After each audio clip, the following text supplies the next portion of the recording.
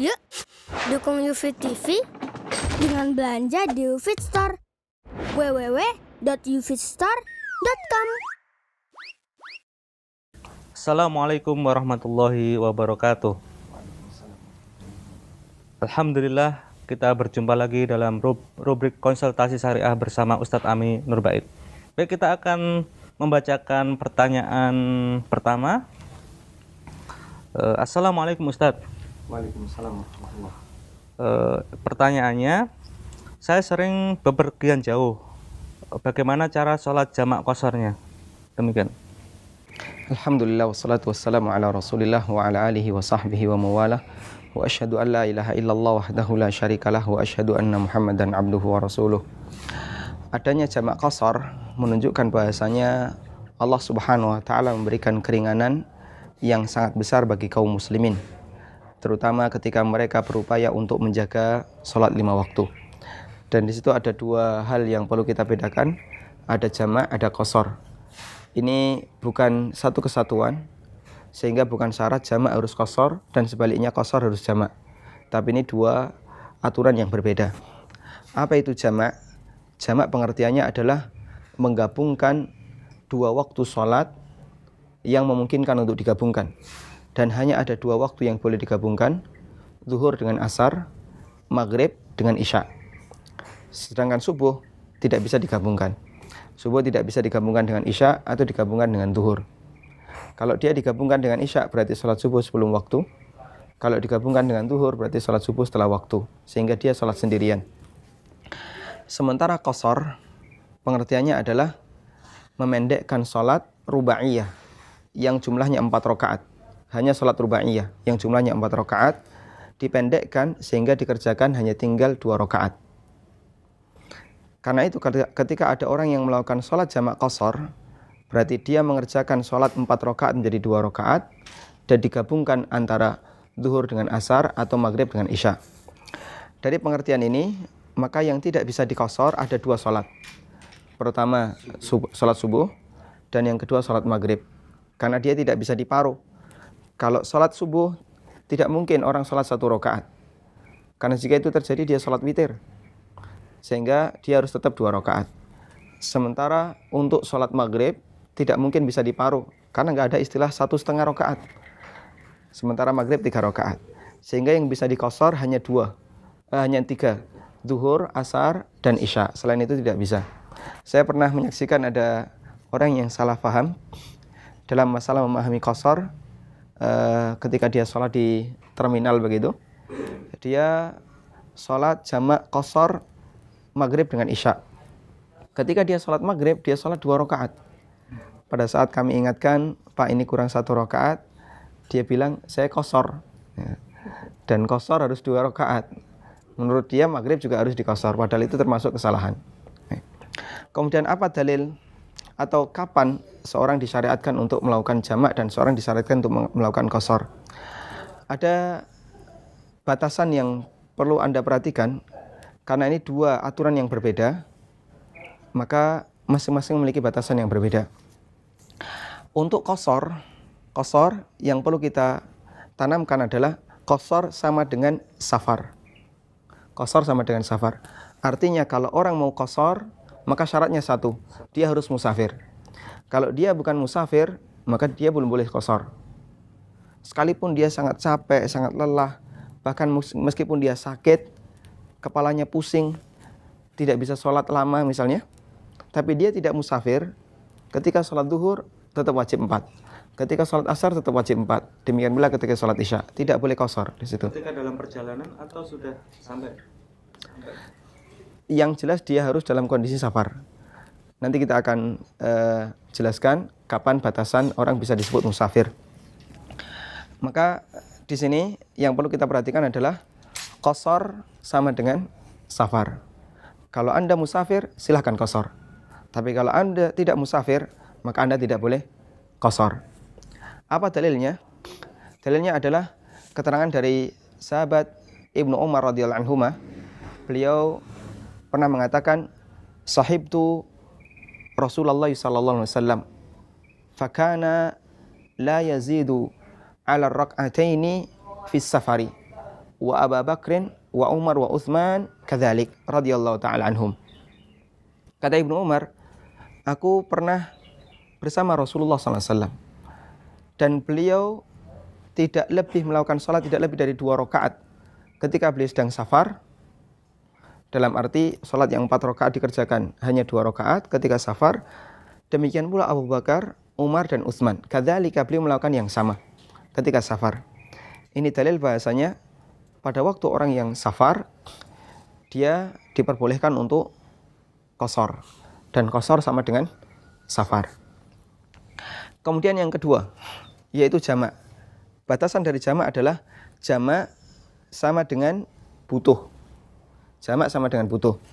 Makanya sebagian ulama mengistilahkan jamak dengan sunnatun aridah. Sunnatun aridah artinya amalan yang dilakukan secara insidental ketika orang butuh untuk melakukannya.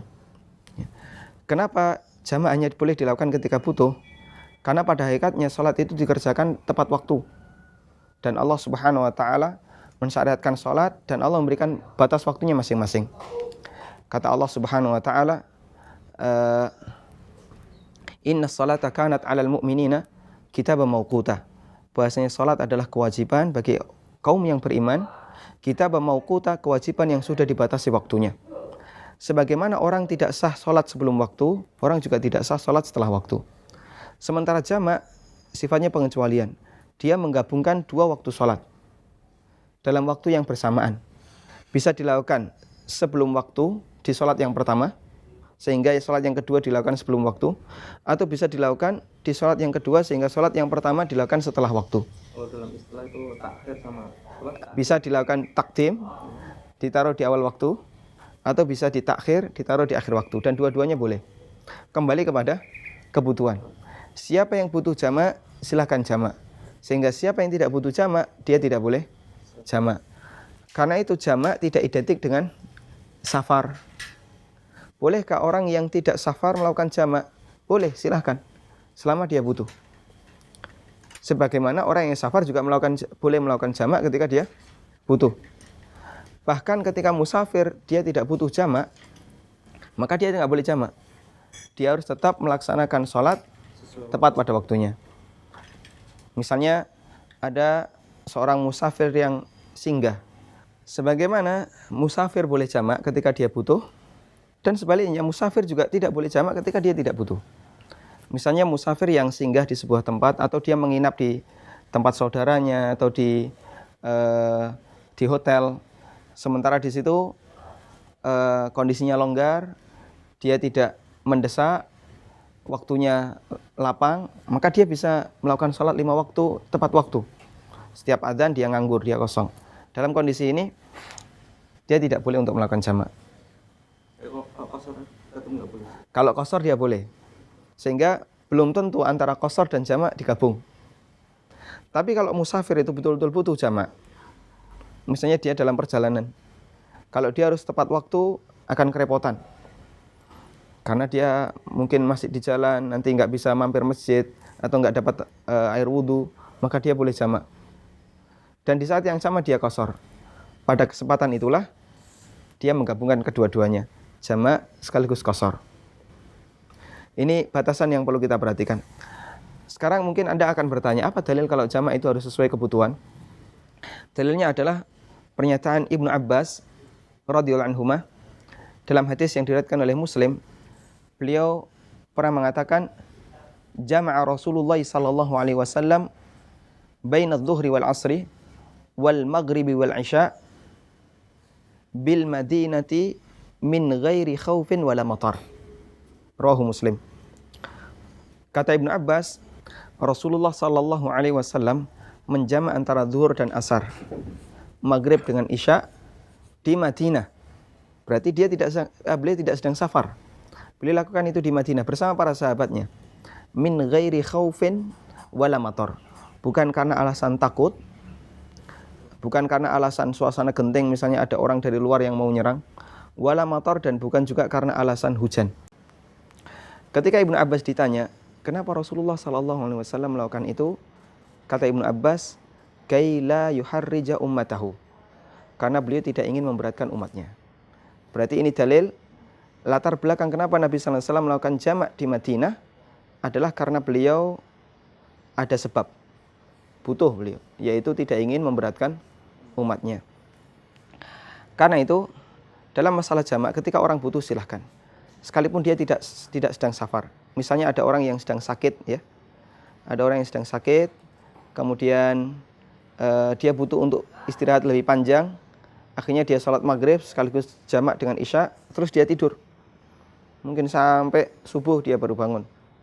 Atau ketika ada orang yang mau menjalani operasi atau persalinan, sementara dia belum keluar nifas misalnya, kemudian dia ingin melakukan sholat, maka bisa dijamak, biar nanti rentang waktunya lebih panjang, karena sesuai kebutuhan.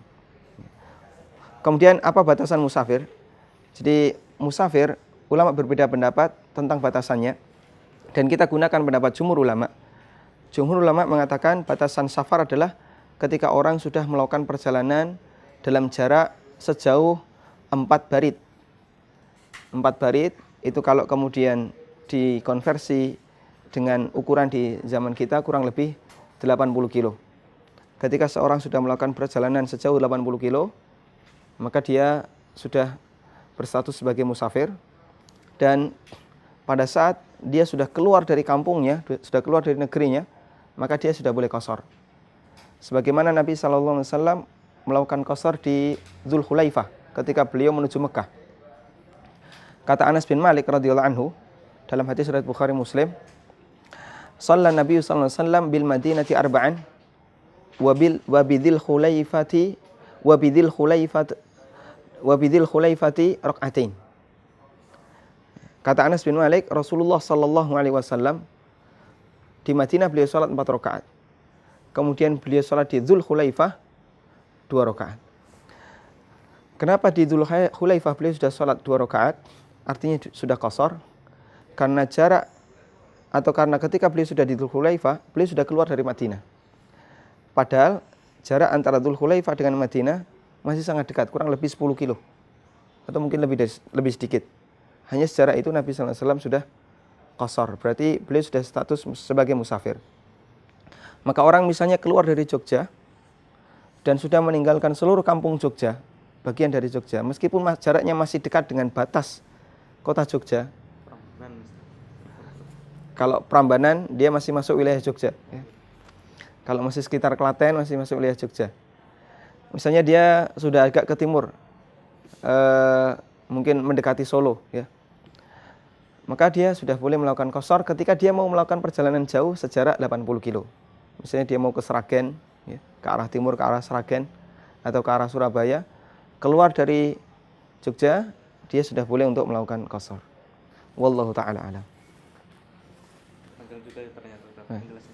Ya, semoga bisa dijadikan panduan, karena masih banyak kaum muslimin yang kebingungan tentang masalah dua hal ini, antara jamak dan qashar.